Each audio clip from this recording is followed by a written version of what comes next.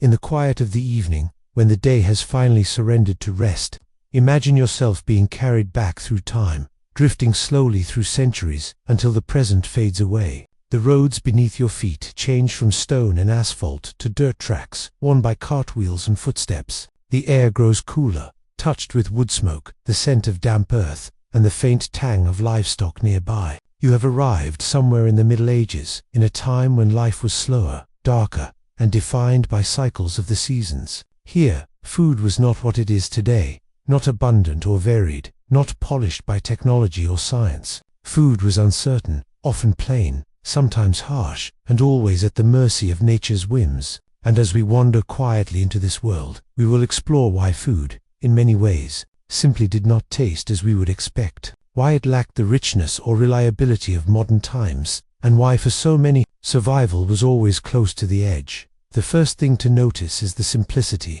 For the common people, those who worked the land and lived in modest cottages, meals were built not around abundance, but around necessity. Bread, dense and dark, made from coarse grains like rye or barley, was the daily anchor. This bread was not the soft, fluffy loaf we know today, but heavy, sometimes sour, and often mixed with whatever filler might stretch the flour further: peas, beans, or even ground acorns in years of scarcity. The loaves were baked in communal ovens, their crusts hard, their interiors uneven, and when eaten they filled the stomach more than they delighted the tongue. Alongside bread came the ever-present pottage, a simple stew of grains, beans, and vegetables. It simmered slowly over hearth fires, changing slightly with the season but rarely with excitement. In summer, perhaps cabbages, leeks, or onions were added. In winter, dried beans or turnips provided substance. Meat was rare in these bowls, reserved for special times or the fortunate few. The pottage was thick, filling, and endlessly repetitive, the kind of meal that dulled rather than awakened the senses. But in a world where hunger always loomed, repetition meant stability. Picture a peasant cottage, small and smoky, its single room lit only by the fire in the hearth. The air is warm but heavy, carrying the scent of damp straw.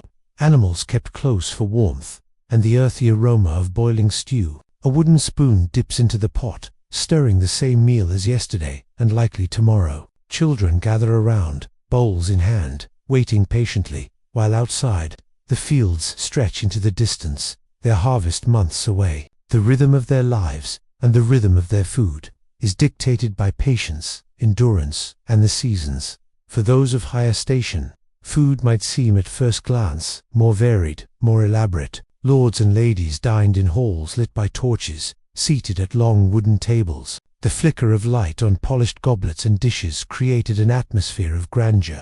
But even here, the meals were not what modern imaginations might conjure. True, there were meats, more often roasted pork, venison from a recent hunt, or perhaps fowl such as swan or goose. But preservation was poor, and spices, though treasured, could not disguise the simple truth that much of the meat was salted, dried, or even beginning to sour before it reached the table. Imagine a noble feast, platters arriving with roasted birds, their feathers replaced for display, pies filled with mixtures of meat and fruit, the scent of cinnamon and clove rising faintly. Servants move quietly, placing trenchers thick slabs of bread used as plates before each guest. Wine is poured, though it is sharp, young, and often watered down. The richness of such occasions lies not only in the food itself but in its symbolism, in the spectacle of abundance meant to display wealth. Yet to modern tastes, the flavors would be unusual, heavy with preservation, strong with vinegar or smoke, and softened only slightly by expensive spices imported from faraway lands.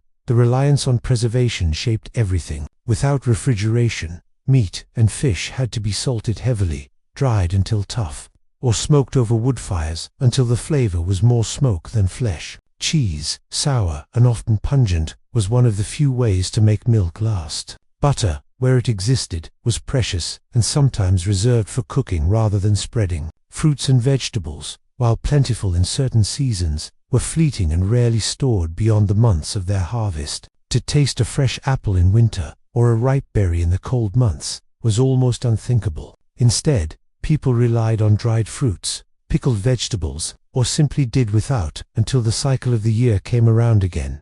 The church, too, played a decisive role in shaping meals. With countless days of fasting woven into the calendar, meat was forbidden on many days, and entire communities turned to fish, legumes, and vegetables instead. In coastal regions, fish could be caught and consumed fresh, but inland, preservation again dictated what could be eaten. Salted herring, dried cod, and pickled fish became staples, their strong, briny flavors dominating meals during fasting periods. For some, these dishes were a welcome change. For others, they were simply another variation of necessity, endured more than enjoyed. As we drift slowly through these medieval kitchens and dining halls, it becomes clear that food was not about pleasure, but about survival. Hunger was never far away, and the memory of famine shaped the way people approached every meal. Harvests could fail, weather could turn, and stores could run low. In those times, meals grew thinner, bread stretched further, and substitutes filled the gap.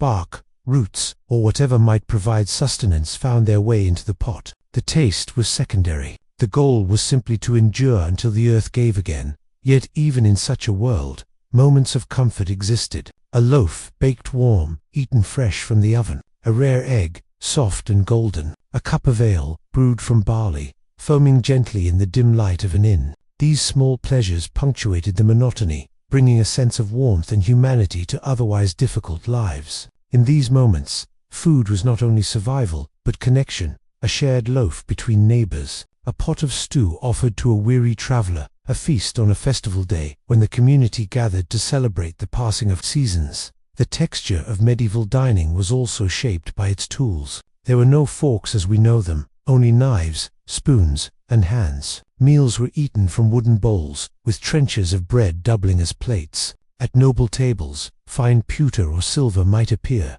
but for most, the experience was humble. Fingers tore bread, dipped it into stews, and shared from communal dishes. In the glow of candlelight, with the sounds of laughter or quiet conversation, meals were less about delicacy and more about togetherness. As the centuries passed, change came slowly. Spices grew more available through trade, enriching the diets of the wealthy with cinnamon, pepper, and saffron. Sugar, once rare, began to appear in small quantities, though still far from common. For peasants, little shifted bread and pottage remained their lot, varied only by the luck of harvest or the generosity of lords. Yet even the presence of these exotic flavors, faint though they were, hinted at a larger world beyond the village, a reminder that food was not only a necessity, but also a thread connecting distant places. Think of the atmosphere of a medieval banquet at its most splendid, musicians playing softly in the background, torches crackling, the murmur of voices echoing against stone walls. Servants enter with roasted meats,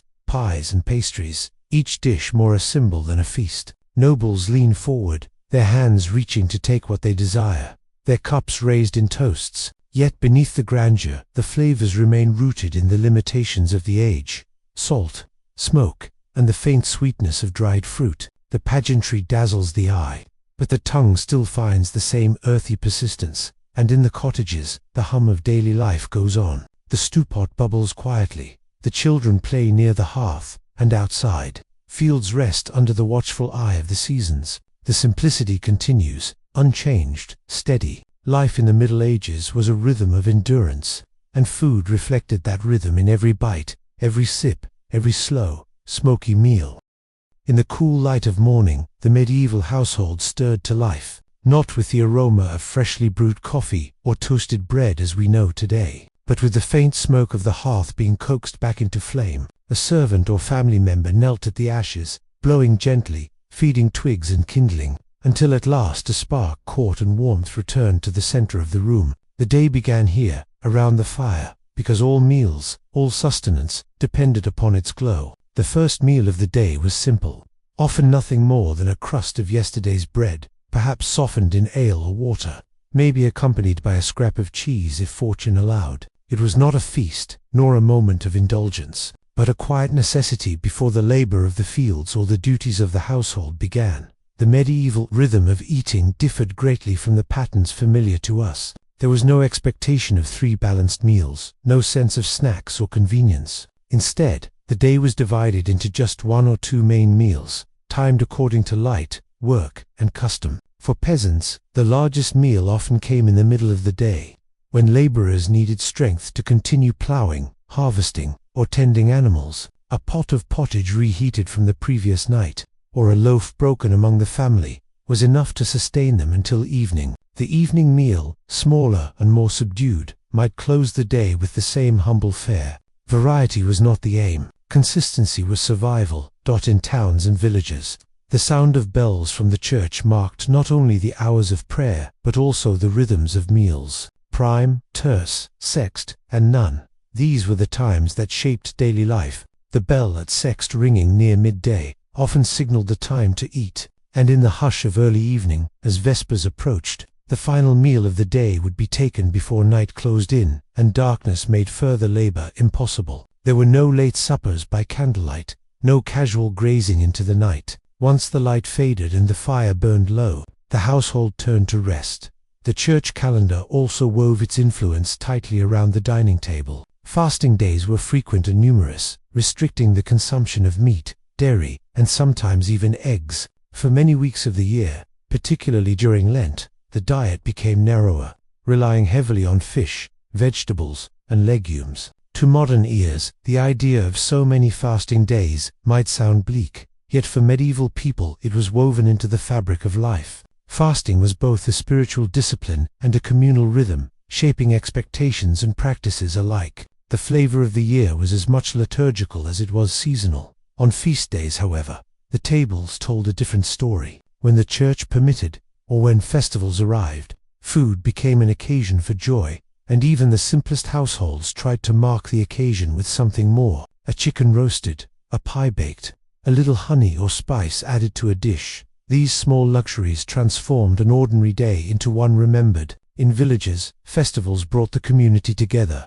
with shared loaves, mugs of ale, and dancing in the open air. In castles and halls, feasts stretched long into the night, with music, laughter, and the show of abundance. Yet these were moments of celebration against a backdrop of simplicity, and they shone brighter because of the contrast. Hunger was always close, and famine closer still. A failed harvest meant more than higher prices or fewer luxuries. It meant months of gnawing emptiness, stomachs never quite full, meals stretched thinner each week. Bread adulterated with peas, beans, or even ground straw might fill the belly, though it lacked nourishment. Children grew thinner, illness more common, and the dread of winter deepened. Medieval people understood scarcity as a constant threat, and their relationship with food was marked by caution, gratitude, and the memory of hunger's sharp edge. Picture a winter evening in a village, struck by poor harvest. The hearth still glows faintly, but the pot contains only a thin gruel, flavored with a few roots and a sprinkle of herbs.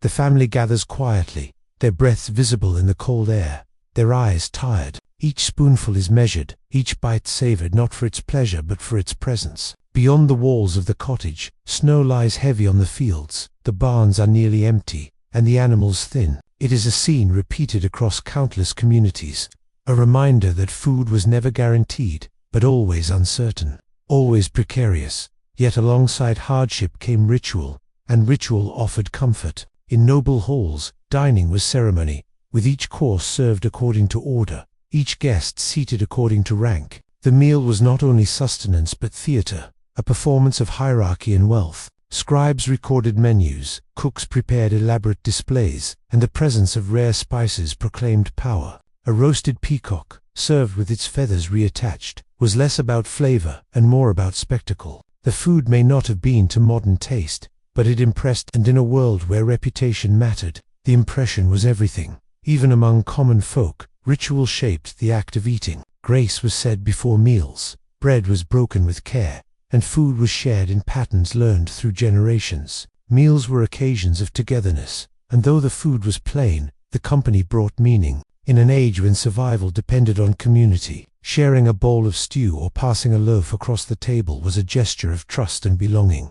Seasonality dictated variety. In spring, the first greens offered relief from the monotony of winter stores. Nettles, sorrel, and young shoots found their way into pots, tender and fresh. Summer brought fruits, berries, and milk in greater abundance, while autumn was a season of gathering and preparation. Apples were dried, beans stored, grains threshed and ground. The year's labor was measured in these moments, and the rhythm of life was one of storage and anticipation. Winter tested the sufficiency of these efforts. Each week, a step deeper into scarcity or survival. Drink, too, formed part of the medieval table. Ale was the common drink, brewed at home in villages, weaker than modern beer, and consumed daily by all, including children. Water, though present, was not always trusted, and ale provided both hydration and calories. In wealthier households, wine was served, though often rough, sharp, and sour compared to the refined vintages of later centuries.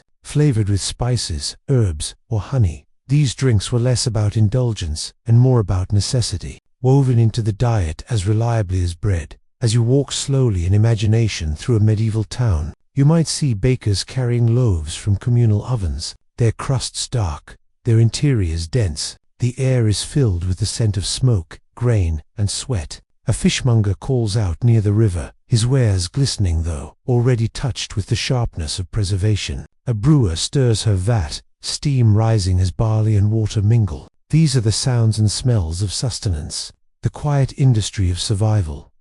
And if you step into a castle kitchen, the scene changes. Fires roar in great hearths, spits turn slowly with roasting meat, cooks shout instructions, and servants hurry with trays. The air is thick with smoke, the heat intense, the floor crowded with activity. Yet even here, the abundance hides the same truth. Food must be preserved, stretched, and seasoned to endure. What appears grand to the eye is still bound by the limitations of storage and preservation, and the flavors carry the mark of their age. As night descends on medieval towns and villages, meals end and silence grows. The hearth is banked, embers glowing faintly, bowls stacked or rinsed, bread stored for the morning. The sounds of animals settling, of carts no longer rolling, and of voices quieting fill the air. Families gather in close quarters, stomachs filled as best as they can be, bodies warmed by food, fire, and one another's presence. Tomorrow will bring the same rhythm, the same pottage, the same bread,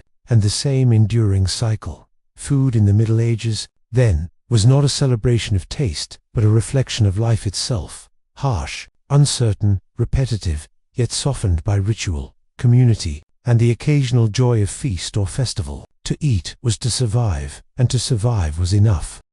If we close our eyes and allow ourselves to drift back into the Middle Ages, one of the first things we notice is how central bread was to the table. Bread was not just food, it was foundation, symbol, and sustenance all in one. In almost every household, rich or poor, bread anchored the meal, though its quality varied widely with status and season. For peasants, bread was often coarse, dark and dense, made with barley, rye, or oats, sometimes stretched with beans, peas, or even ground husks to make the grain last longer. The loaves were heavy, with a sour tang, their crusts thick and sometimes hard to break. To bite into such bread was not an act of indulgence, but of endurance, filling the stomach with fuel rather than delight. In contrast, in noble households, wheat was the prized grain. White bread, lighter and softer, appeared at the tables of lords and ladies, a visible mark of status. Known as manchets, these fine loaves were carefully prepared by skilled bakers, their pale interiors seen as more refined and desirable than the darker breads of common people. To eat white bread was not simply to eat differently, it was to proclaim wealth, for wheat was costly and scarce. Yet even here, bread was never absent. It lined trenchers, thick slices of loaf, used as plates, absorbing the juices of stews and meats before being eaten or discarded to the poor. Grain in all its forms was essential, not only as bread, but as pottage and porridge. A pot set upon the fire might contain oats, simmering into a thick gruel, flavored with whatever scraps were at hand, a carrot, a shred of onion, a bone for broth. Day after day, such dishes fed families, changing little in form but varying with the seasons. In the morning, a thin porridge might start the day, while at night, the same grain thickened with beans or peas formed the evening meal. It was repetitive, but repetition was the rhythm of survival. Meat, in contrast, was rarer for most. For peasants, meat was not a daily fare, but an occasional addition, often tied to festivals or special occasions. A chicken, fattened for a feast, or a pig slaughtered in late autumn, provided moments of richness, the flavors of fat and salt breaking the monotony of pottage. Sausages, salted cuts, or smoked hams extended these rare harvests, each slice measured carefully to last the winter. Fish, however, was more common, particularly where fasting rules demanded it. Rivers, lakes, and seas supplied carp, herring, and eels, preserved through salting, drying, or pickling. In coastal towns, barrels of salted herring were as familiar as loaves of bread. Noble tables, however, told another story. Here,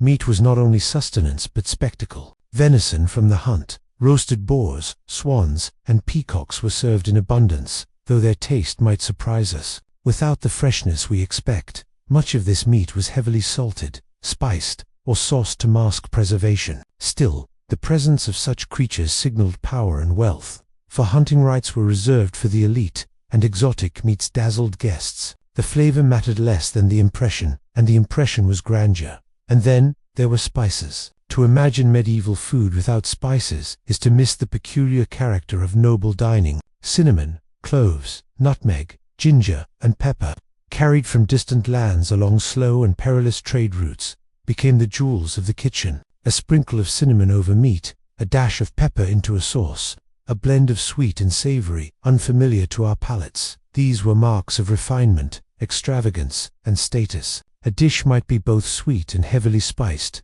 meats cooked with sugar, fruits, and saffron, creating flavors that to modern tongues would seem strange, even unsettling. Yet in their world, the combination of spice and abundance was dazzling, a performance upon the tongue as much as upon the eyes. For the poor, spices were nearly unreachable. Instead, herbs from garden plots flavored their meals. Parsley, sage, dill, and fennel. Wild plants, too, played their part. Nettles boiled into soup, garlic and onions, lending sharpness and depth. These flavors were not exotic, but they were familiar and sustaining, grounding meals in the cycles of the land and the hands that tended it. Milk and dairy were similarly divided by class and season. In rural homes, cows, goats, or sheep provided milk, which was quickly turned into cheese or butter, for fresh milk spoiled swiftly. Cheese, hard and simple, could be stored, grated into pottage, or eaten with bread, while butter, though common in northern regions, was less familiar in the south. Among nobles, more delicate cheeses, soft and fresh, appeared at table, sometimes flavored with herbs or honey. But even in wealthy households, dairy was less prominent than we might imagine, its place constrained by both fasting rules and the challenges of preservation. Fruit and vegetables filled the diet when available, though their roles differed between classes. Peasants relied on cabbages, onions, leeks, turnips, and beans, all hardy, filling, and easy to grow. These vegetables, simmered long in stews, provided much of the daily sustenance. Nobles, meanwhile, enjoyed orchard fruits, apples, pears, cherries, plums, alongside grapes, and imported figs or dates, when possible. Fruits were eaten fresh in season, or dried for storage, while vegetables were often overlooked in favor of meat and grain. The cultural hierarchy of food placed vegetables lower, seen as common and less prestigious, though their nourishment sustained the majority. And then, there was the sweetness of honey. Sugar, though present in some noble kitchens, was rare and precious, arriving in small amounts through trade. Honey, on the other hand, was more widespread, harvested from hives kept in villages and abbeys. Its golden richness sweetened ale, glazed meats, and flavored pastries. Imagine the quiet of a medieval kitchen as honey dripped slowly from comb into a bowl, the amber glow catching the firelight. The sweetness, a rare gift in a world so often marked by salt and bitterness. The way food was combined might surprise us. Dishes often mingled flavors we keep separate. Fish cooked with raisins and almonds, meat stewed with cinnamon and sugar, sauces blending vinegar and honey. Color mattered, too. Cooks used saffron for gold, parsley for green, and ground almonds for white, presenting dishes as much for their appearance as their taste. The meal was not a private act, but a public display, and food was as much art as sustenance. In peasant cottages, however, the art was simpler but no less meaningful. A pot of pottage, steaming gently, might contain whatever could be spared from the garden or larder. The fragrance of leeks mingled with barley, a few beans added depth, and a pinch of herbs gave life to the broth. As family members sat around the fire, each dipping wooden spoons into the pot, the flavors were less exotic but more familiar, each bite carrying the essence of their labor and their land. Grain drinks also played their part. Ale, brewed, weak and consumed daily, was a staple of the diet, safer than water and filling in its own way. In monasteries, beer was brewed with care, sometimes stronger, sustaining monks through fasting days when solid food was restricted. Wine, meanwhile, graced the tables of nobles, though it was often rough, cloudy, and sour, mixed with spices, honey, or water to make it palatable. A jug of wine on the table was not a symbol of indulgence alone, but of status, a mark that the household was wealthy enough to import such drink. Sweets, though rare, found their way into noble feasts. Small pastries filled with fruit or nuts, wafers flavored with honey, or candied spices offered a final touch to a meal. These were not everyday fare, but delights reserved for occasions. Their presence savored as something extraordinary. For peasants, sweetness was simpler: a fresh apple, a handful of berries, a spoonful of honey, each a gift of the season, treasured for its rarity. As we linger in this medieval world, the sensory texture of dining emerges: the crackle of fire, the aroma of smoke and herbs, the coarse feel of wooden bowls and spoons, the taste of salt and sourness mingled with fleeting sweetness. These were the realities of medieval meals. To eat was not to indulge but to endure, to take what the land, the season, and the household could provide, to stretch it carefully, and to share it among many. And yet, within these simple meals, there was meaning. Each loaf of bread represented the harvest, the miller's labor, the baker's fire. Each pot of pottage was a gathering of the garden's gifts. Each slice of meat marked a rare and valuable moment, tied to feast or fortune. In their repetition, in their limitations, medieval meals carried the weight of life itself, sustaining body and spirit alike. Imagine the places where meals unfolded in the Middle Ages. They were not the bright dining rooms of our modern world, filled with polished tables, upholstered chairs, and carefully arranged silverware. Instead, each setting carried its own rhythm, its own atmosphere, shaped by resources, tradition, and the lives of the people who gathered there. In the peasant's cottage, dining was a humble, intimate affair. The structure itself was simple: walls of wattle and daub, a thatched roof, and a single main room where life played out from dawn to dusk. The hearth, set at the center, or along one wall, provided warmth, light, and the means to cook. Smoke lingered in the rafters, curling lazily upward, escaping only through a small hole in the roof or through cracks in the walls. The air was tinged with the scent of burning wood, mingled with whatever stew or pottage simmered in the pot. Furniture was sparse: a rough-hewn table, perhaps, with benches on either side. Or in poorer homes, no table at all, only stools or the bare ground around the fire. Wooden bowls, carved by hand, and spoons of wood or horn served for eating. A single knife might be shared, passed carefully from hand to hand, used both for cutting bread and for carving portions of meat when meat was available. Cups or mugs, often of wood or clay, held ale, weak and nourishing. The clatter of dishes was minimal, for there were few dishes to clatter. Silence filled the spaces between words, and the meal was taken slowly, with the fire crackling and the sounds of animals drifting in from outside. For these households, the meal was not spectacle but necessity. The food was shared, ladled from a central pot into bowls, or dipped into with spoons. Bread might be passed hand to hand, torn in rough pieces, divided so that all received a share. Children, elders, and laborers all sat close together.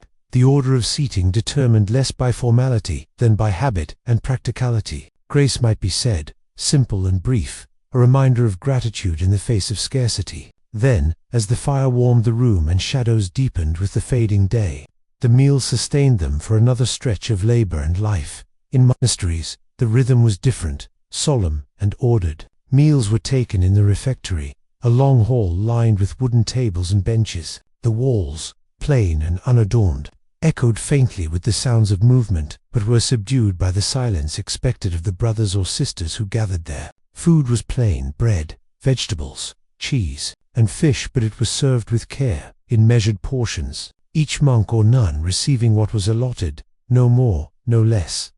As the community ate, one member might read aloud from scripture or the writings of the saints. The voice carried gently through the hall, blending with the soft sounds of chewing, the scraping of spoons, and the occasional shuffle of feet. Conversation was not permitted, for meals were moments of contemplation as much as of nourishment. In this way, food was transformed into part of the spiritual life, a reminder that even in eating, the body and soul were bound together in discipline. The refectory, though austere, carried its own atmosphere of calm. Light filtered through narrow windows, casting long beams across the wooden tables. The stone floor was cool beneath sandaled feet, the air faintly scented with herbs from the kitchen garden. The simplicity was deliberate, a contrast to the excesses of noble halls, a statement of devotion in every loaf of bread and every shared bowl of pottage. Yet it was in the great halls of castles and manor houses that dining became theatre. The hall itself was vast, with high timbered ceilings and stone walls hung with tapestries. A great hearth blazed at one end, its flames dancing and shadows flickering across the room. At the center stood long trestle tables, lined with benches for the household, retainers, and guests. At the far end, raised upon a dais, was the high table, where the lord and lady sat with honored companions, elevated both in position and in the food served before them. The ceremony of the meal began before the food appeared. Servants moved with purpose, carrying pitchers of water so that guests might wash their hands, a ritual of both hygiene and symbolism. Trenchers of bread, thick slices that would serve as plates, were laid out, along with knives and perhaps spoons, though many diners still used fingers to lift morsels of meat or bread dipped in sauce. Cups of silver or pewter were filled with wine or ale, passed carefully down the table. When the food arrived, it came not all at once but in courses, each one a display of abundance and skill. Roasted meats, stews thick with spices, pies filled with fish or fruit, and delicate pastries emerged from the kitchens. Servants bore them with practiced grace, setting them before the guests, carving and serving in proper order. The sight, the aroma, the spectacle all reinforced the wealth and status of the household. Music might play, minstrels or singers filling the hall with gentle strains as the guests ate. Yet for all its grandeur, the atmosphere of the great hall was not always easy. The smoke from the hearth mixed with the sense of food and bodies, heavy in the enclosed space. The noise of voices, laughter, and movement filled the room, a contrast to the silence of monastic meals or the quiet intimacy of cottages. Dogs lay under the tables, waiting for scraps. Servants hurried back and forth, their presence constant but unremarked. And while the food was abundant, much of it, preserved or heavily spiced, might not have delighted the tongue as we imagine. Still, the hall was the stage of medieval dining, and the meal was a performance as much as a necessity. Between these extremes, the humble cottage,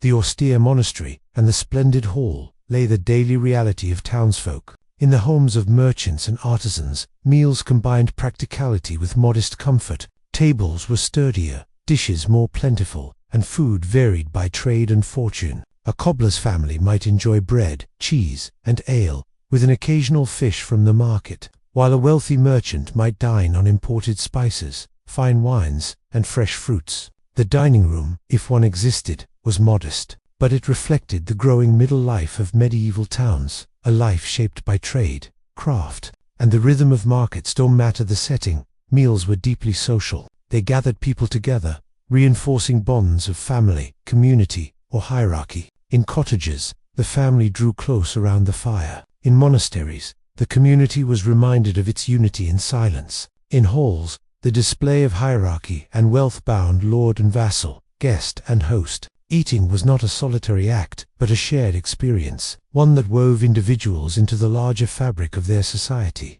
Think of the sounds in the cottage: the low crackle of fire, the clink of wooden spoons, the soft murmur of voices. In the monastery, the steady cadence of reading, the quiet scrape of bowls. In the hall, the music of minstrels, the calls of servants, the laughter of guests. Each soundscape told its own story, its own mood, its own pace. To eat in the Middle Ages was to enter a space shaped by more than food, a space alive with atmosphere, ritual, and meaning. And then, the aftermath. In cottages, bowls were rinsed with water, crumbs swept aside, and the hearth banked for the night. In monasteries, silence continued as dishes were cleared, the hall left in order for the next day's meal. In great halls, the tables were dismantled, for trestles were not permanent furniture, and the space reclaimed for other purposes. Dogs snapped up scraps, servants carried away trenchers, and the hearth embers glowed as the guests drifted into chambers or out into the night. The meal had ended, but the echoes lingered, the warmth of food, the rhythm of ritual, the bonds of companionship. In the ordinary rhythm of medieval life, meals were plain, repetitive, and often meek, yet scattered throughout the year, there came moments when the table changed, when food stepped beyond necessity into the realm of celebration. These were the feasts and festivals, the special days that broke the monotony of pottage and bread, and allowed communities and households to taste something different, something memorable. The church calendar guided much of this rhythm. Saints' days, holy days, and great festivals like Easter, Christmas, and Pentecost provided occasions when fasting was lifted and abundance encouraged. The long hunger of Lent gave way to the joy of Easter, marked by eggs, meats, and sweetened dishes. Christmas, set deep in the cold of winter, was brightened by roasted meats, pies, and spiced ale. The warmth of the hearth matched by the warmth of feasting. These moments were not merely about food. They were about renewal, about joy breaking through the challenges of daily survival. In villages, feasts often coincided with the cycles of the agricultural year. Harvest time brought festivals of abundance, when fields finally yielded their grain and barns filled with hay and stores. Communities gathered to celebrate the gathering in of the crops, to share bread fresh from new grain, and to roast animals fattened through summer. Music, dancing, and ale flowed freely, and for a short while the weight of scarcity lifted, replaced by laughter and plenty. Picture such a harvest feast. The village green is alive with people. Tables of rough wood are set out in the open air, laden with bread, cheese, apples, and roasted meats. Jugs of ale passed from hand to hand, and the laughter of children mingles with the sound of fiddles and pipes. The air is cool with the touch of autumn, but the warmth of community fills the space. For one day, hunger is forgotten, and joy takes its place. Noble households marked feasts with far greater spectacle. The great hall was transformed into a theatre of abundance. Every course designed to astonish. Roasted swans and peacocks appeared, their feathers carefully reattached for display, shimmering under the torchlight. Pies were baked with live birds hidden inside, bursting forth when the crust was cut. Dishes were colored with saffron, parsley, or sandalwood to create a rainbow of golds, greens, and reds. Sugar, still rare and precious, was sculpted into elaborate figures, castles, and animals, a marvel for the eye before it sweetened the tongue. The courses of a noble feast followed ritual. First came lighter dishes, broths, breads, and small bites of fish or fowl. Then the heavier meats, venison, beef, pork, and game, accompanied by sauces flavored with spice and vinegar. Between courses there might be entremet displays or entertainments, such as a roast boar carried in with music, or a pageant performed by servants in costume. Finally, sweets and wafers closed the meal, honeyed and spiced, washing down the richness of what came before. For guests, the feast was not simply about taste, it was about participation in a world of order and hierarchy. The place I sat at the table reflected one's standing, and the dishes served followed that rank. Lords and honored guests received the finest cuts, the richest dishes, while lesser folk received plainer fare. Even in celebration, the structure of society was visible, reinforced by the food itself. But alongside these grand feasts, there were smaller, more intimate celebrations. Weddings, christenings, and local festivals called for gatherings of family and neighbors. In cottages, this might mean a chicken or goose roasted, bread baked in larger loaves, and a jug of ale brewed stronger than usual. Laughter filled the small rooms, songs were sung, and the sense of occasion was marked by food that was richer and rarer than the daily norm. The joy was not in the extravagance, but in the togetherness, in the shared sense of marking life's milestones with flavors that stood apart. Yet even in feasting, the limitations of medieval food remained. Preservation was essential, and many of the meats served were salted, dried, or smoked. Spices, while dazzling, were used heavily, sometimes overwhelming the natural taste of the food. Sweetness was rare, and when it appeared, it was treasured. To us, the flavors might seem strange, even unsettling, a mixture of sweet and savory, sour and spiced. But to medieval people, these flavors were both exotic and impressive, reminders of a world beyond their own villages and fields, carried to their tables through trade and wealth. The preparation of feasts was itself an immense labor. In noble households, kitchens roared with activity for days beforehand. Fires blazed, spits turned endlessly, pots bubbled with sauces, and bakers kneaded great quantities of dough. Servants moved constantly, fetching, stirring, seasoning, and carrying. The air grew thick with heat and smoke, filled with the mingled scents of roasting meats, spiced sauces, and freshly baked bread. The noise of clattering pots, shouted orders, and the rhythm of knives chopping echoed through the chambers. For those who worked, the feast was no moment of leisure, but of toil.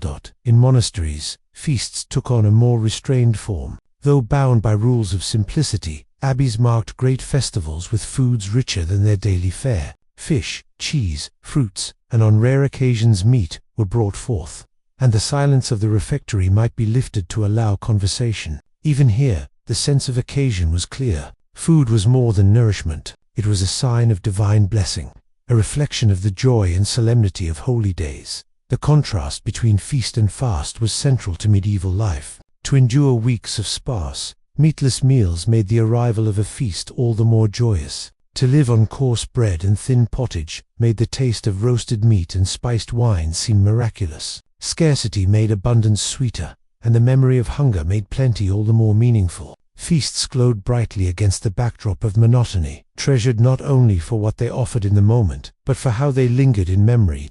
And yet, even the grandest feast ended, as all meals did. The dishes were cleared, the trenchers discarded, the fires banked. Guests drifted into the night, or into chambers. The hall grew quiet, and the echoes of music and laughter faded. In cottages, the remains of the meal were stored or shared. The fire dimmed, and silence returned. The feast was but a moment, and soon the daily rhythm of bread and pottage resumed.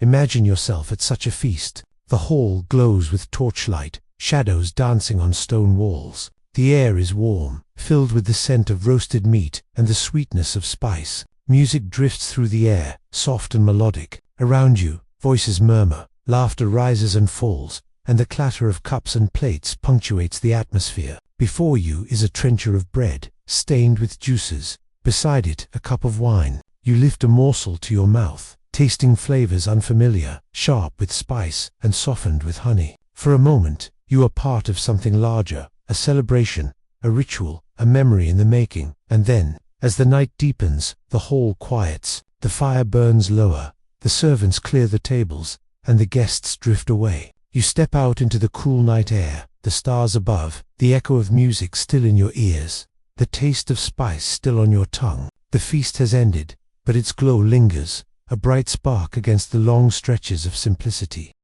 In the long arc of the medieval year, food was never guaranteed. While feasts sparkled in memory, hunger lingered as a constant shadow. The earth could be generous, but it could also be cruel. A single season of poor weather might spoil crops, too much rain drowning the fields, too little leaving them parched. Disease might strike the animals, blight might take the grain, and suddenly the stores that seemed sufficient grew worryingly thin. Imagine the slow recognition of such a year. In spring, the shoots rise unevenly. They're green, less vibrant than in years past. The rains come too often, leaving the ground sodden, or they fail to arrive, leaving cracks in the earth. Farmers look skyward, watch the skies with quiet anxiety, knowing that so much depends on forces beyond their control. The hum of insects in summer is not accompanied by abundance, but by whispers of concern. As autumn nears, the harvest is meager, the sheaves of grain smaller, the granaries filling less than they should.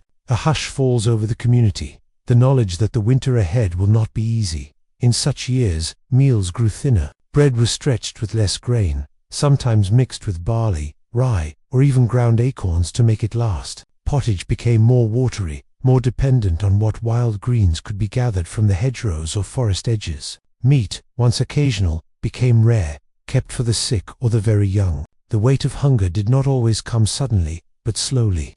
A dull ache that deepened as the months went on.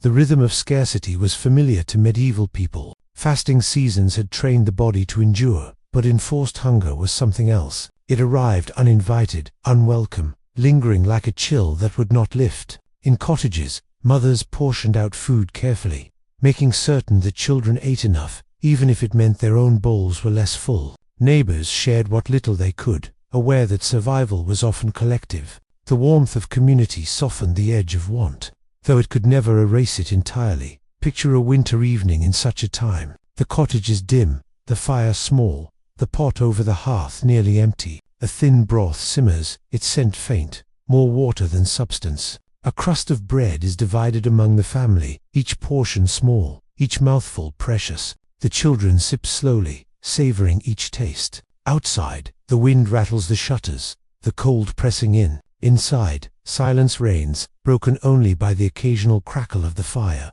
The meal ends quickly, and the family draws close for warmth, the hope of sleep dulling the ache of hunger. Communities looked to the church in these times for both solace and aid. Monasteries, with their more stable supplies, often distributed food to the poor, bowls of pottage, or bread from their ovens. Though not abundant, such charity provided lifelines. The act of giving was seen not only as kindness but as duty, a reflection of faith lived out in daily life. Lines of villagers might form at monastery gates, waiting patiently in the cold, their hands outstretched for a loaf or a ladleful. The gratitude was deep, the relief tangible. Even if it lasted only for a meal or two, that hunger changed the very landscape of daily life. People turned more often to foraging, searching woods and meadows for edible plants, roots, nuts, and berries. Nettles, sorrel, and wild garlic found their way into pots, stretching meals with their green bitterness. In harsher times, even the bark of trees or the husks of grains were ground into flour. The bread that resulted coarse, heavy, difficult to chew. Such substitutes sustained, but they carried the taste of desperation, a reminder of the abundance that was missing. And yet, even in scarcity, people adapted. Ale, though thinner, still provided sustenance, its fermentation offering both calories and safety from impure water. Dried peas and beans, if available, gave protein and substance, simmered long into stews. Milk from goats or cows, though reduced in winter, offered some nourishment, and in lucky cases, butter or cheese could be made to last longer. Preservation methods, salting, drying, and smoking were tested to their limits, every scrap carefully guarded. Nothing was wasted, not a bone, not a crust, not a drop of broth. The memory of past famines shaped medieval communities deeply. People carried stories of lean years, of grandparents who had endured harsh winters, of neighbors lost to weakness. These stories were not told with bitterness, but with quiet endurance, reminders of the fragility of life and the resilience of those who lived it. The land gave, and the land withheld, and human beings, in their smallness, learned to live between those rhythms. Even in noble households, where abundance was more common, scarcity was felt. Granaries that seemed full grew emptier as the months passed, and spices and luxuries could not replace the basic need for bread and grain. The difference was one of degree. Nobles endured hunger with discomfort, peasants with deep hardship. Yet in famine years, even castles could grow cold and quiet, their kitchens less busy, their feasts reduced to modest meals. When famine struck wide regions, the weight was collective. Villagers might trade with one another, seeking what little surplus another community had. Markets grew sparse, their stalls offering little more than a few withered vegetables or smoked fish. Coins became less useful when there was little to buy. The rhythms of trade slowed, the hum of daily commerce replaced by a silence that spoke of want. And still, life went on. The fields would be planted again, the rains would return, the sun would shine. Hunger was a season, though often a long one,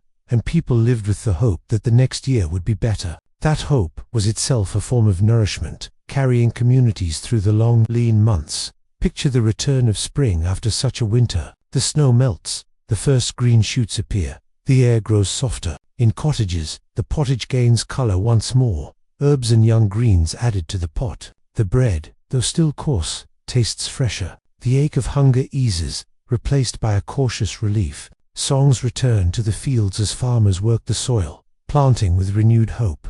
The memory of scarcity lingers, but so does the knowledge that abundance, however modest, has returned. In this way, medieval life moved between feast and famine, plenty and want. Food was never simply about taste or enjoyment. It was about survival, about endurance, about community and faith. To us, the meals may seem sparse, even grim, but to those who lived them, they carried deep meaning. Each mouthful was a reminder of the earth's generosity, each scarcity a reminder of its limits. Life was lived in this delicate balance, with gratitude, patience, and resilience woven into every meal. The kitchen of the medieval world was a place of heat, smoke, and quiet industry. Whether in a great castle or a humble cottage, it was here that the raw gifts of the earth were transformed into meals. However simple or grand, to step into such a kitchen is to enter a world of stone and timber, of firelight and shadows, of the steady rhythm of work that bound together daily life. In the poorest homes, the kitchen was little more than a hearth itself, a fire built on packed earth or within a simple stone frame. Above it, iron pots might hang from chains or rest upon tripods, their contents bubbling slowly. A wooden spoon rested nearby, worn smooth from years of stirring, its handle darkened by smoke and age. Beside the fire, a small bench or stool offered a place to sit, to watch the pot, to tend the flames. The walls bore the marks of smoke, blackened by years of fire, their scent lingering always in the air. Imagine such a space at the close of day. The fire crackles softly, casting a glow against the dim interior. The pot murmurs with the gentle bubbling of pottage, its surface broken occasionally by a rising bubble. The spoon dips slowly, stirring in steady circles. The smell of onions, leeks, and herbs mingles with the faint smokiness of the fire. The air is warm despite the chill outside, and the flicker of flame provides both light and comfort. It is simple, it is humble, but it is home. In larger households, the kitchen was a place of greater complexity. Within castles, abbeys, and manors, kitchens were often set apart from the main hall, built of stone to protect against the ever-present risk of fire. These kitchens were high-ceilinged chambers, their rafters hung with smoke, their floors bustling with movement. Fires blazed in great hearths, spits turned with steady rhythm, and long tables bore the weight of preparation. The air was alive with the sounds of knives on wood, the hiss of dripping fat on coals, the chatter of servants as they worked. The tools of these kitchens were many. Iron pots of varied sizes hung above the flames, some blackened by long years of use, others newer and gleaming faintly in the firelight. Cauldrons stood ready for stews and broths, their heavy forms lifted with care. Spits, long iron rods, pierced through cuts of meat, their weight turned by hand or by simple mechanisms. Mortar and pestles ground spices and herbs into powders and pastes, their steady thud a familiar sound. Knives of every shape and size lay ready, their blades kept sharp for cutting meat, slicing bread, chopping vegetables. Wooden trenchers, bowls, and cups waited to serve, their surfaces smoothed by countless meals. Above the hearth, smoke drifted upward, sometimes escaping through vents or windows, sometimes lingering to settle upon rafters and beams. Herbs were often hung there to dry, sage, rosemary, thyme, their scents mingling with the smoke. On shelves or in niches, jars of salt, sacks of grain, bundles of onions, and wheels of cheese sat in quiet readiness. The kitchen was both a place of work and a storehouse of abundance, its walls holding the promise of future meals. Picture the bustle of a noble kitchen on the day of a feast. Fires roar in multiple hearths, the air thick with smoke and heat. Servants hurry back and forth, carrying trays, fetching water, tending spits. Knives flash as vegetables are chopped, dough kneaded, sauces stirred. The scent is overwhelming, a mixture of roasting meat, baking bread, and spices sharp and sweet. The noise is constant, the crackle of fire, the clatter of pans, the murmur of voices. And yet, within this chaos lies rhythm, a practiced order born of repetition and necessity. Each person knows their task, each movement part of a greater whole. By evening, the labor of the kitchen will appear as abundance in the hall, the toil unseen, the result celebrated. But in smaller kitchens, the rhythm was quieter, slower. A single pot might provide the entire meal, its contents stretching from day to day. Bread was baked in communal ovens, carried in unbaked loaves to the baker who tended the great fire for the village. On baking days, the air of the village filled with the smell of fresh loaves, a warmth that drifted from cottage to cottage, bringing anticipation. Families collected their bread, still warm, carried home carefully, treasured as the foundation of their meals. The utensils of daily life were simple, often made from wood, clay, or iron. A wooden spoon, a knife, a clay pot, a wooden bowl. These might be all a household owned. Each item was cared for, repaired if broken, used until it could be used no longer. There was no abundance of tools, no excessive choice, but rather a quiet intimacy with the few objects that sustained daily living. Imagine holding such a spoon. Its handle is worn smooth from years of touch, its bowl darkened by countless meals. It is both tool and companion, present at every meal, dipped into pottage, lifted to lips, set down upon the table. It carries the marks of history, of family, of continuity. To hold it is to feel the weight of generations, the steady rhythm of life itself. Cooking methods varied, but were rooted in fire. Boiling, roasting, baking, frying all depended upon the hearth, the fire tended with constant care. To cook was to manage flame, to balance heat, to watch and wait with patience. There were no precise measures of temperature, no timers to sound an alert. Instead, there was experience, the wisdom of sight, sound, and smell. The bubbling of broth, the browning of bread, the hiss of fat on coals, these were the guides, the signals to act. Cooking was as much art as necessity, a dialogue between human and flame. In monasteries, kitchens followed a different rhythm, quieter, more ordered. The preparation of meals was seen as service, an act of humility and devotion. Silence often reigned, broken only by the sounds of work. The meals prepared were plain, in keeping with rules of simplicity, yet even here care was taken, for the feeding of brothers was itself a sacred duty. The kitchen of a monastery was a place of discipline, where the physical labor of cooking blended with the spiritual labor of service. And yet, whether in castle, cottage, or cloister, the kitchen was more than a place of work. It was the heart of warmth, the center of sustenance. Around its fire, people gathered not only to eat, but to talk, to rest, to share in the presence of one another. The glow of the hearth drew people close, its light a comfort in the dark, its warmth a shield against the cold. The kitchen was at once practical and symbolic, a reminder of survival and community alike. Picture yourself sitting near such a hearth. The fire glows, its light flickering against the walls. The air is warm, scented with herbs and smoke. The sound of a bubbling pot fills the quiet, steady, rhythmic, soothing. You hold a wooden bowl in your hands, its contents simple, yet comforting. Around you, the shadows move gently. The presence of others felt in the quiet murmur of voices, in the shared warmth of fire and food. There is no hurry, no urgency, only the slow rhythm of life, sustained by flame, by food, by companionship. In this way, the medieval kitchen was both humble and profound. It reflected the simplicity of daily sustenance, the labor of preparation, and the quiet beauty of shared survival. To us, its tools may seem crude, its methods primitive, but within its walls lay the foundation of life itself. Fire, pot, spoon, bread together, they shape the rhythm of existence. Steady and enduring, as constant as the seasons, as familiar as the rising of the sun. To imagine food in the medieval world is not only to picture the kitchens, the pots, or the tables, but to wander through the quiet landscape of the senses. The meals of that time carried with them flavors and scents unlike our own, textures that were both familiar and strange, combinations that might seem unusual to us today, but which, for those who lived then, defined the rhythm of eating.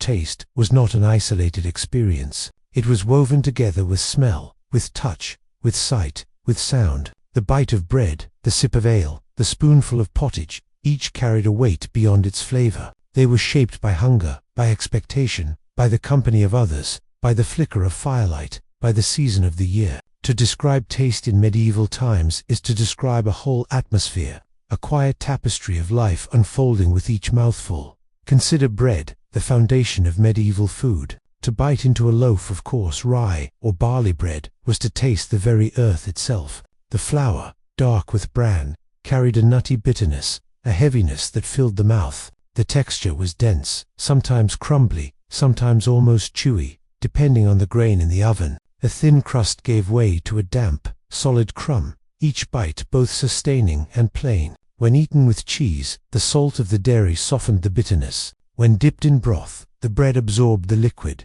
growing softer, releasing its earthy flavor into the stew. Bread was never light or airy, but it was steady, grounding. The taste of survival. Ale was its companion. Poured from wooden casks into simple mugs, it carried a faint sweetness, sometimes edged with bitterness, its flavor varying from house to house, from village to village. Herbs often replaced hops, lending notes of sage, rosemary, or even nettles. The drink was low in strength, enough to refresh without overwhelming. Its coolness a counterpoint to the warmth of bread and stew. The scent was yeasty, slightly sour, with a hint of the herbs that had flavored it. To drink ale was to drink the work of the land, The transformation of grain and water into nourishment, pottage, the ever-present dish, filled the senses in its own way. A spoonful brought together the soft texture of boiled grains, the tender bite of vegetables, and, when available, the savor of meat or bone. Each bowl was different, shaped by what the household had. Sometimes it was thick, hearty, rich with peas, beans, and scraps of pork. Other times it was thin, little more than broth flavored with onions and herbs. The taste was often mild, softened by long boiling, the flavors blended together until none stood alone. It was not a dish of sharpness or surprise, but of comfort, of slow simmering, of sustenance. Its steam rose gently, carrying with it the sense of the garden, the field, the hearth. On days of greater abundance, flavors shifted. Roasted meat filled the air with its richness. The crackle of fat on fire, releasing scents that drifted through halls and cottages alike. A bite of such meat was tender or chewy, depending on the cut, often salted, sometimes heavily spiced. Vinegar-based sauces cut through the richness, sharp and tangy, balanced by the warmth of cinnamon or cloves. To us, the blending of sour and sweet, of savory and spice, might seem unexpected. To medieval palates, it was both impressive and desirable, a mark of refinement, of access to the treasures of distant trade. Cheese, too, shaped daily taste. Fresh cheeses were soft, mild, almost bland, while aged wheels carried sharpness and salt. Their texture varied, sometimes crumbly, sometimes waxy, sometimes creamy. Eaten with bread, they added richness. Eaten alone, they spoke of preservation, of milk transformed into something lasting, something solid. Fruits, when in season, brought bursts of sweetness. Apples carried both tartness and freshness. Pears softened to tender juiciness. Plums offered dark richness. Dried fruits, when available, concentrated these flavors. Raisins and figs lending bursts of sugary intensity to stews or breads. To taste such sweetness in the midst of otherwise plain meals was to feel delight, to savor a fleeting moment of luxury. Spices introduced an entirely different world of flavor. The sharp heat of pepper, the warmth of ginger, the golden bitterness of saffron, the deep aroma of cinnamon, all found their way into medieval dishes. Their presence was not only taste, but status, a sign that the household could reach beyond its own fields, that it was connected to the vast web of trade stretching across seas and deserts. To taste saffron in a dish was to taste not only a spice, but the journey it had taken, the wealth it represented.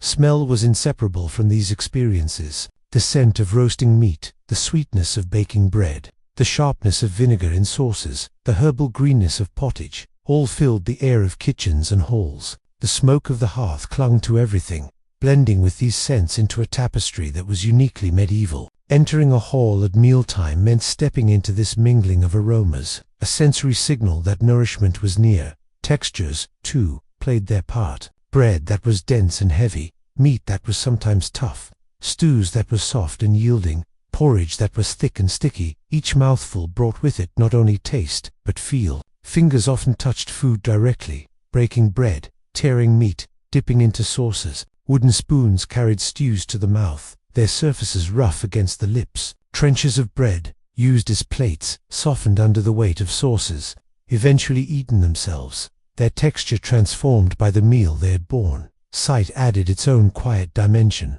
In noble feasts, dishes were colored with saffron or parsley, brightened with egg yolk, or tinted with almond milk, creating hues of gold, green, and pale cream. Pies appeared with intricate crusts, their surfaces decorated with patterns, their contents hidden within. Even in humble homes, the sight of a steaming pot or a loaf fresh from the oven carried beauty, a sign of care, of labor transformed into nourishment. Sound, though less obvious, lingered in the sensory memory. The bubbling of pots, the hiss of fat, the crackle of fire, the scrape of knives on boards, the murmur of voices at table, the clink of cups, all formed part of the meal. Eating was not silent, but accompanied by these quiet sounds, familiar and grounding.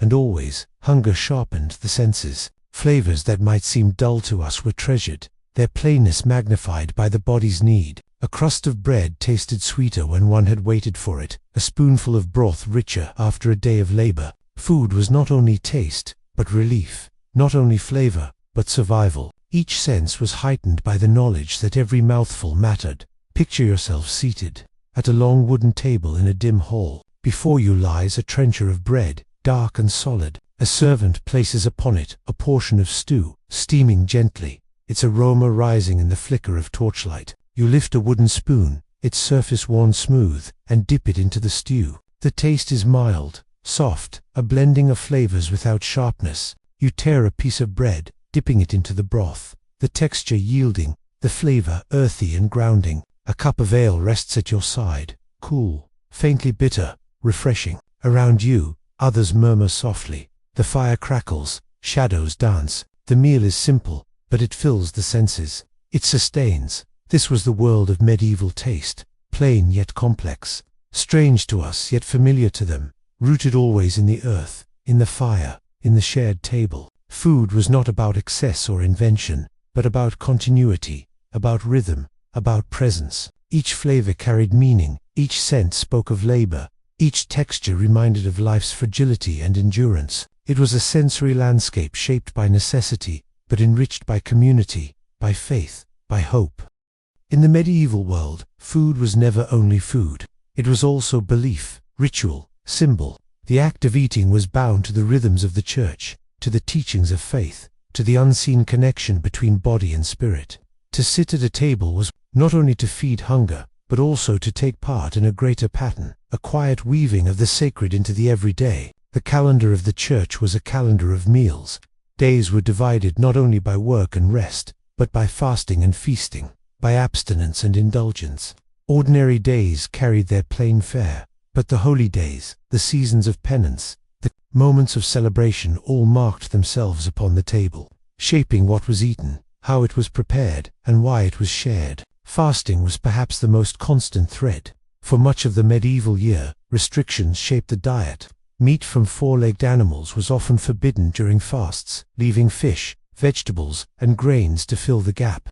Dairy, too, might be set aside, replaced by almond milk or other substitutions. To us, these might seem small changes, but to medieval people, they carried profound weight. To fast was not simply to alter the diet, it was to discipline the body, to humble desire, to draw closer to the divine. Each mouthful of simple food was a quiet act of devotion. Imagine a monastery refectory on a fasting day. The hall is silent, save for the sound of spoons against bowls, the soft shuffle of sandals on stone.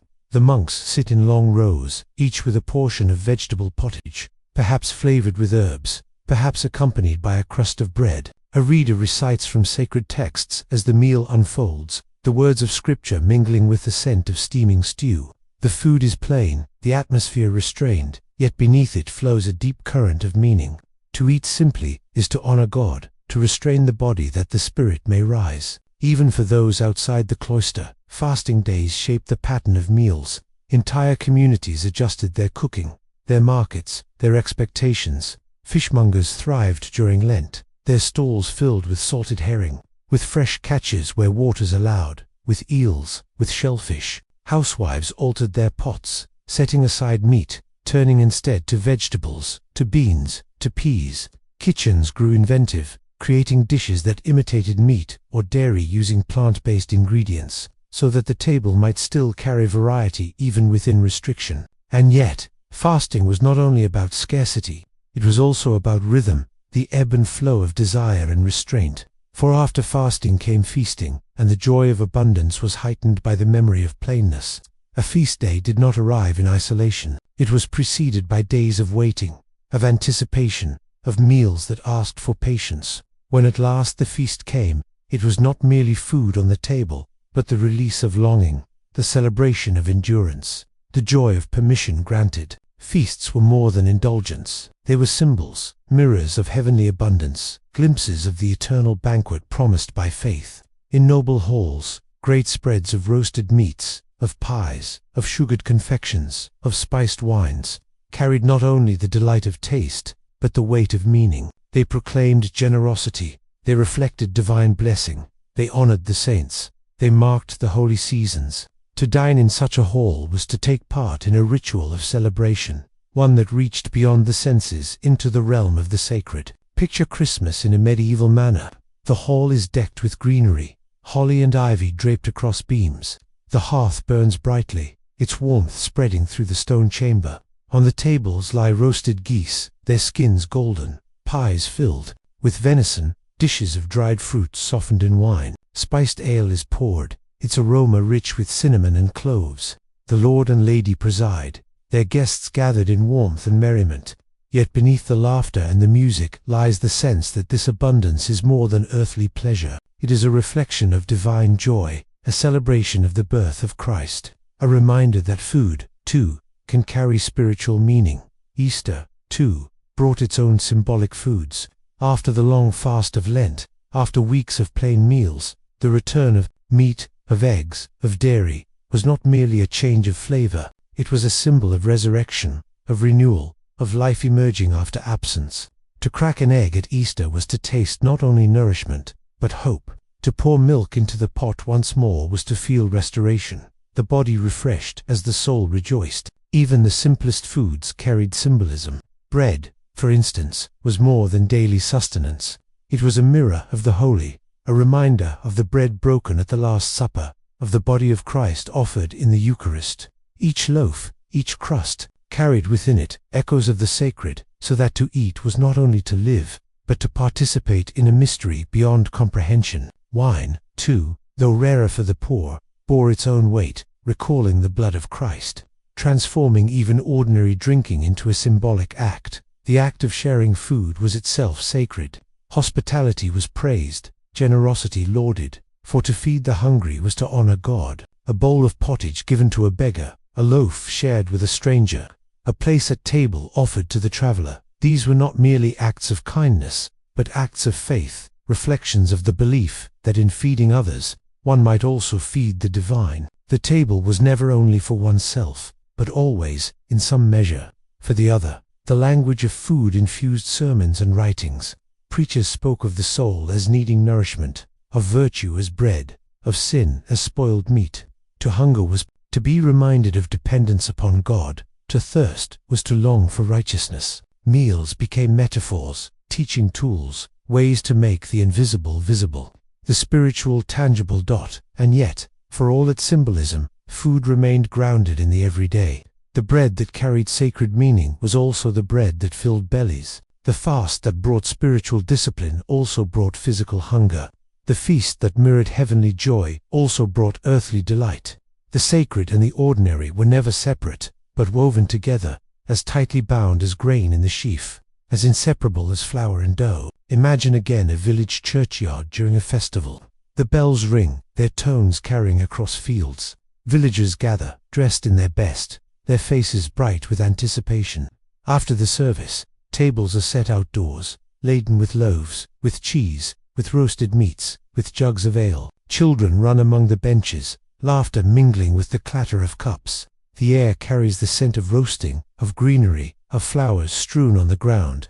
To eat here is to celebrate, to bind community together, to make the act of nourishment into an act of joy, of thanksgiving, of faith embodied in bread and meat and ale. The seasons, too, shaped the spiritual rhythm of meals. Lent in spring, Advent in winter, feast days, scattered through the year, each gave the table its pattern, its rise and fall.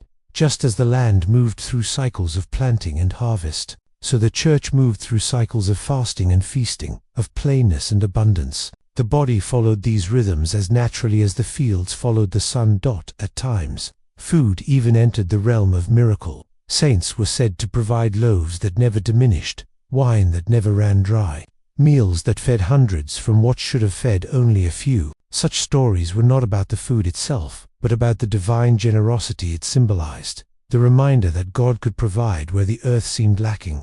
To hear such tales was to feel comfort, to know that beyond hunger lay hope, beyond scarcity lay abundance. Even scarcity carried meaning. A poor harvest, a thin table, a season of hunger. These were seen not only as trials of the body, but as tests of the soul. To endure hunger with patience was to grow in virtue. To share what little one had was to embody charity. The table, whether full or bare, became a place of learning, of practice, of faith lived out in taste and hunger alike. And so, food in the medieval world was never only about the belly. It was about the heart, the soul, the spirit.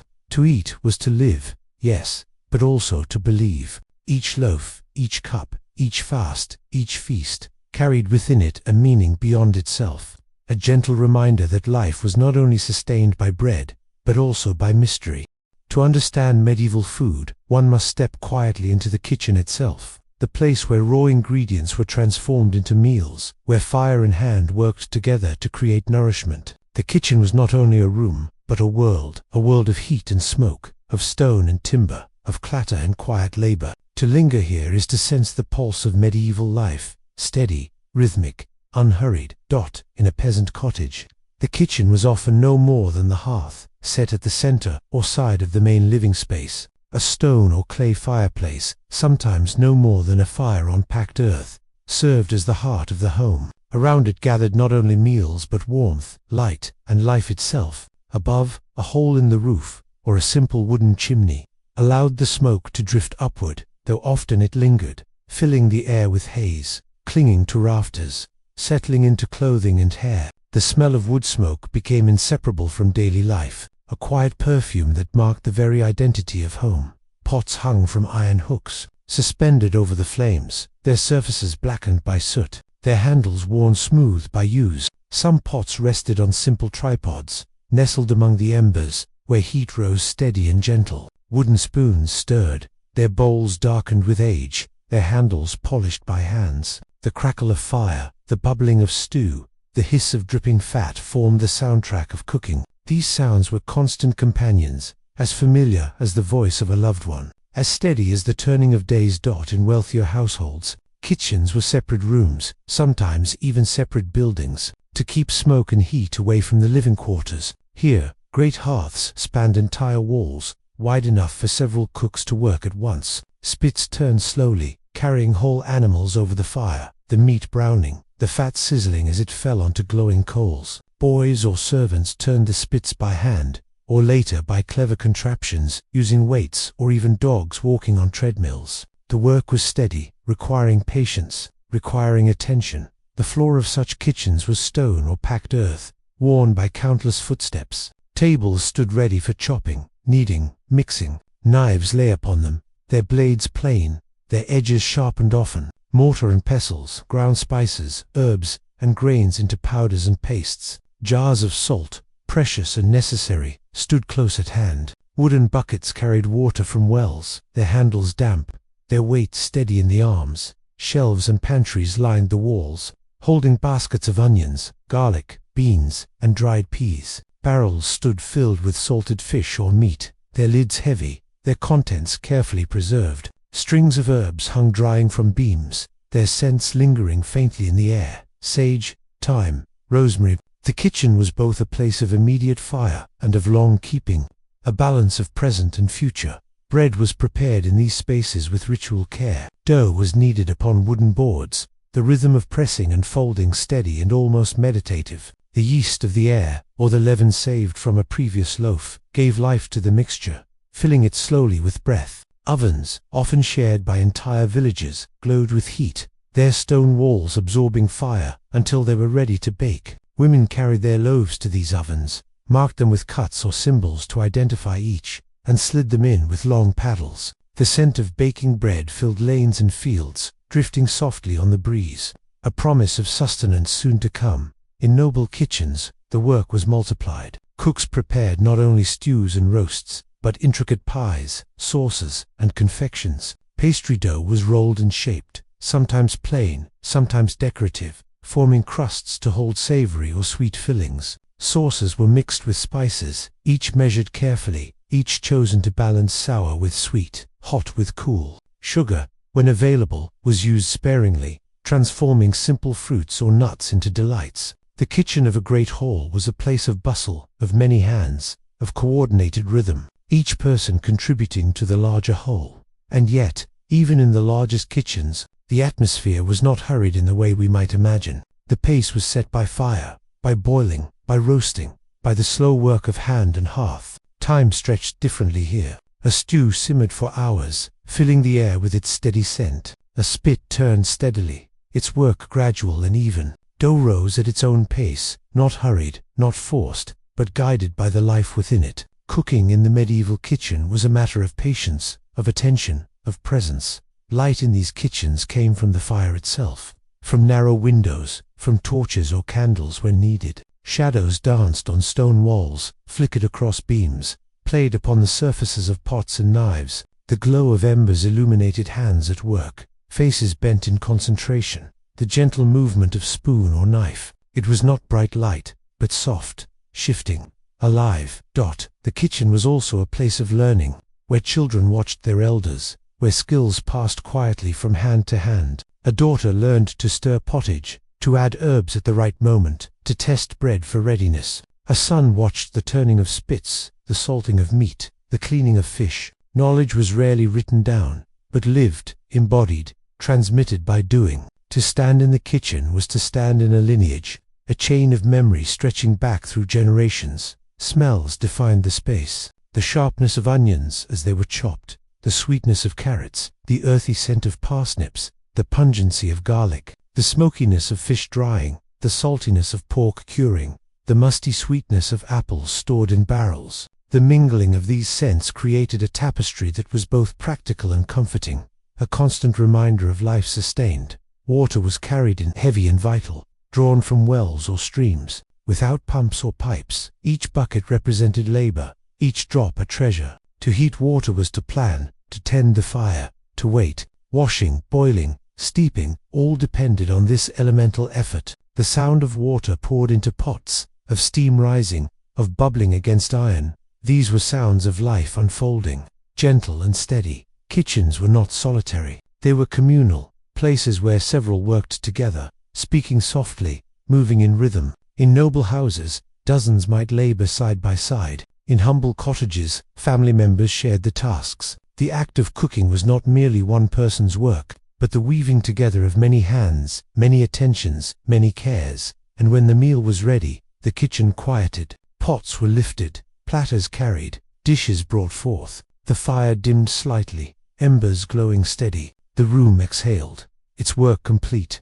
its labor transformed into nourishment. What had been raw, scattered, separate, was now whole, gathered, ready to be shared. To walk away from the medieval kitchen is to carry its memory. The warmth of fire, the haze of smoke, the scent of herbs, the sound of bubbling, the touch of wood and stone. It was a place of transformation, of patience, of care. Food was born here, not in haste, but in quiet rhythm, shaped always by hand, by fire, by time. A meal in the medieval world was never only a private act. It was a social moment, a quiet ceremony of togetherness, a reflection of one's place in the larger order of society. To sit at a table was to share more than food. It was to share time, labor, trust, and belonging. The table, whether humble or grand, was a gathering place, a space where human connection was nourished as surely as the body.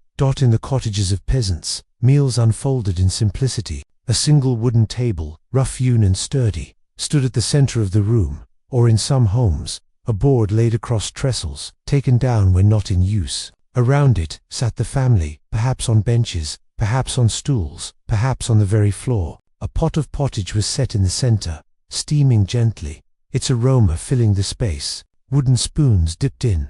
Bread was torn and shared, each taking a portion, each adding their quiet presence to the whole. There were no courses, no elaborate service, no separation of dishes. It was a shared meal, one pot, one loaf, one community. The act of sharing mattered deeply. To dip a spoon into the same pot, to break bread from the same loaf, was to affirm kinship, to acknowledge belonging. Food was not divided into isolated plates, but offered in common, reminding all that survival itself was communal. To eat together was to live together, bound by the same pot, the same bread, the same hearth.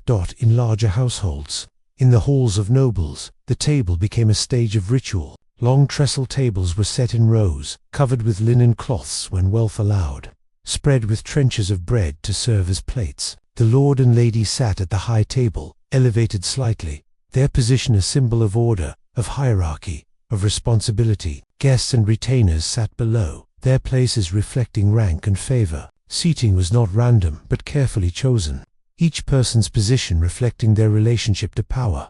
When the meal began, it often did so with ceremony. Hands were washed, sometimes with perfumed water poured from jugs into basins, servants holding towels ready to dry. Grace was said, the blessing spoken aloud, reminding all that food was a gift, a blessing not to be taken for granted. Then, with signal given, the dishes were brought forth, carried by servants, presented in order, offered first to those of highest rank, then to others. The etiquette of eating was both practical and symbolic. Knives were carried by individuals, often sheathed at the belt, used for cutting meat, for spearing morsels. Spoons were shared, or provided when needed. Forks were rare in much of medieval Europe, appearing slowly and hesitantly. Fingers were used often, but with care, dipping into sauces, tearing bread, lifting pieces of meat. To eat politely was to avoid greed, to share generously, to take no more than one's portion. Courtesy was as important as sustenance, for manners reflected character,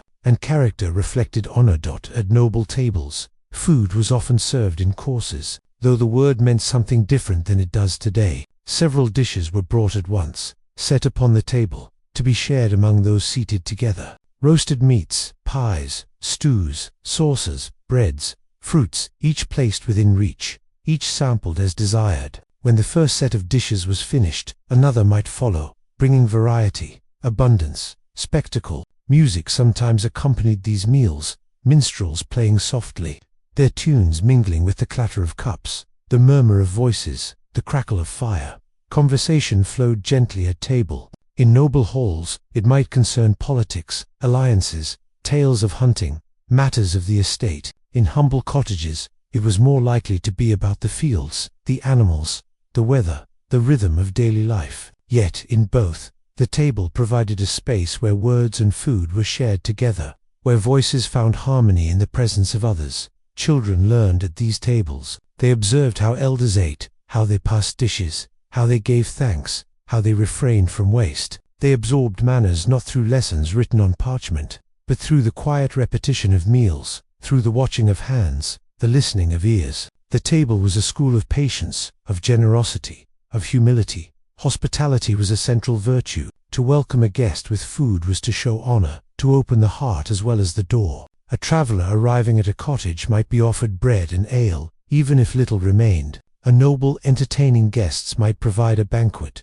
demonstrating wealth and generosity. To refuse hospitality was a grave slight. To give it was a blessing, remembered long after the meal was done. Meals also carried with them the unspoken rules of silence and speech. In monasteries, meals were often taken in silence, broken only by the voice of a reader reciting scripture or the life of a saint. The sound of the spoken word replaced conversation, reminding all that the meal was not for pleasure alone, but for reflection, for discipline, for unity of spirit. In other settings, laughter and talk flowed freely, but always within the bounds of courtesy, always mindful of respect. Consider the sensory calm of such a scene. A long table stretches through a dim hall, candles flickering, shadows dancing on stone walls. The air carries the mingled scents of roasted meat, fresh bread, spiced wine. Servants move quietly, placing dishes, pouring cups. Voices murmur, hands reach, spoons dip, bread is broken. The clatter of knives on trenchers, the gentle splash of ale into mugs, the rustle of cloth and wood, all combine into a soundscape, both lively and soothing, both ordinary and profound. In villages, communal meals sometimes stretched beyond the family. Festivals, weddings, harvest celebrations, these brought neighbors together, each contributing what they could, each sharing in the abundance of the season. Large tables were set outdoors, boards balanced on barrels, benches pulled close, loaves were piled high, cheeses laid out, meats roasted over open flames. Jugs of ale were passed, laughter rising with the smoke of fires. The meal became more than eating, it became celebration.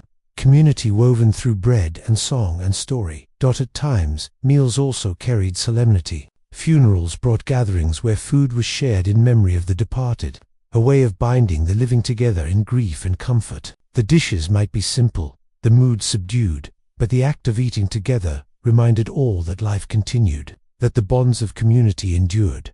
The ritual of dining extended even to the smallest gestures. To offer the first piece of bread to another, to pour ale for a companion, to pass a dish before serving oneself. These were acts of kindness, of humility, of respect. To eat with others was to practice generosity, to acknowledge one's place within the circle, neither above nor apart. But among, even the humble act of clearing the table carried meaning. Trenchers soaked with sauces, having served as both plate and bread, were given to the poor, a form of alms. Leftovers were not wasted, but carried to those in need, extending the table beyond the hall or cottage into the wider community. In this way, the meal continued, its generosity flowing outward, its meaning extending beyond the moment of eating.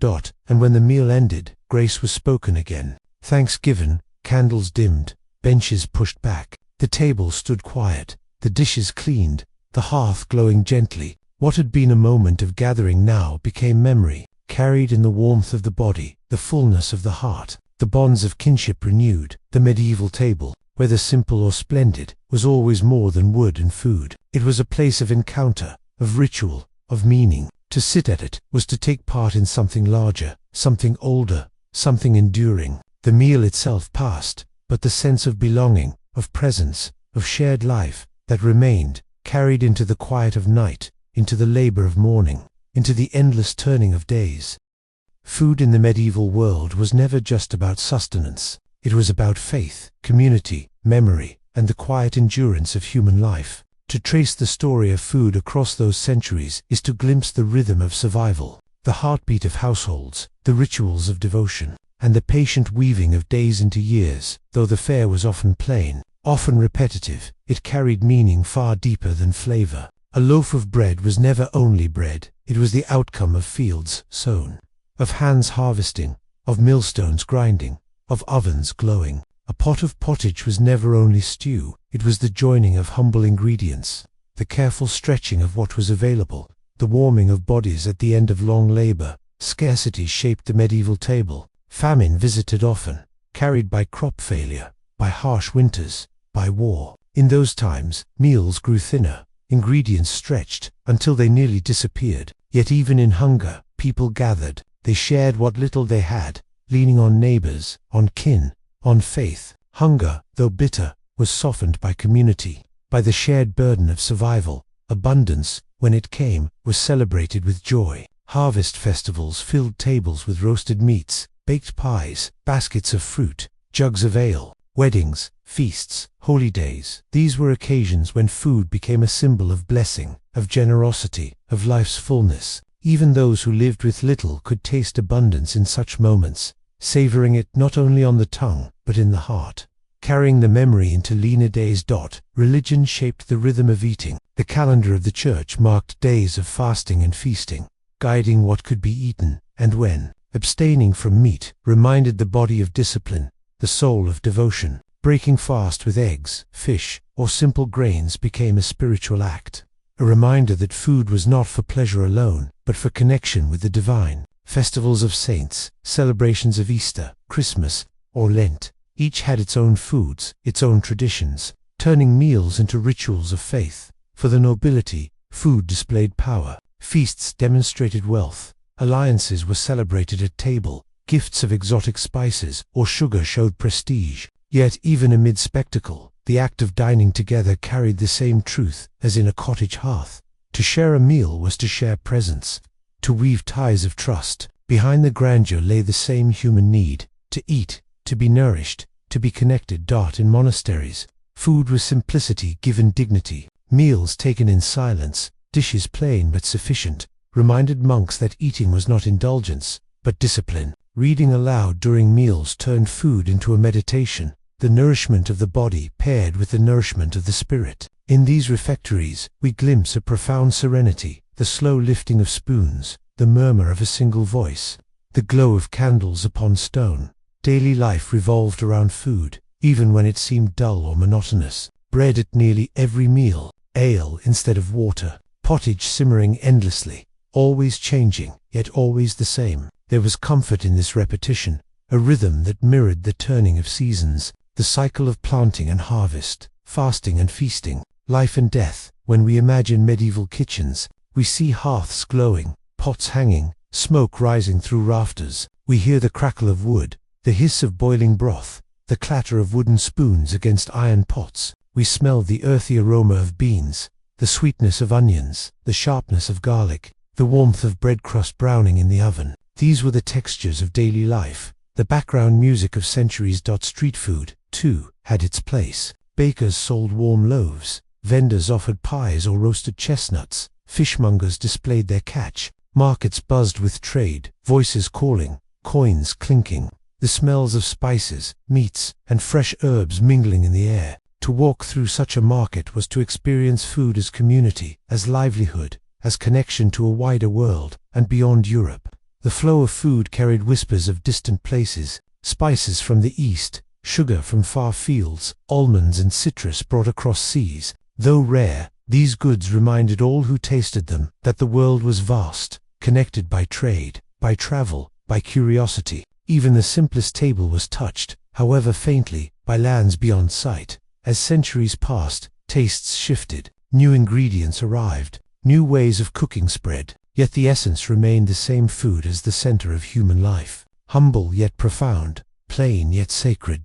Now, as we look back across those long centuries, the meals may seem dull to us, the flavors mild, the variety limited, but for those who lived then, each loaf, each bowl, each cup was filled with meaning. It was life, survival, ritual, and connection. Food may have sucked by our modern standards, but in its simplicity, it held a quiet power, a steady heartbeat in uncertain times. Let us imagine, finally, a scene that could belong to any village, any hall, any household. Evening falls, the light grows soft, shadows lengthen across fields, smoke rises from hearths, carrying the scent of suppers cooking. Within cottages, families gather, bread is broken, pottage shared. In noble halls, candles glow upon linen, servants move quietly, dishes are set, voices rise in calm conversation. In monasteries, silence enfolds the meal, broken only by a reader's gentle voice. In every place, in every form, food draws people together. It comforts, it sustains, it binds. It carries the weight of faith, of community, of survival. Though plain, though repetitive, though sometimes meek, it was the thread upon which daily life was strung. And so, as the medieval world drifts into memory, we can still feel its rhythm through food, through bread and broth, through feast and fast, through the humble act of eating together. A rhythm calm, enduring, steady as breath. A rhythm that carries us now into stillness, into rest, into the quiet of sleep.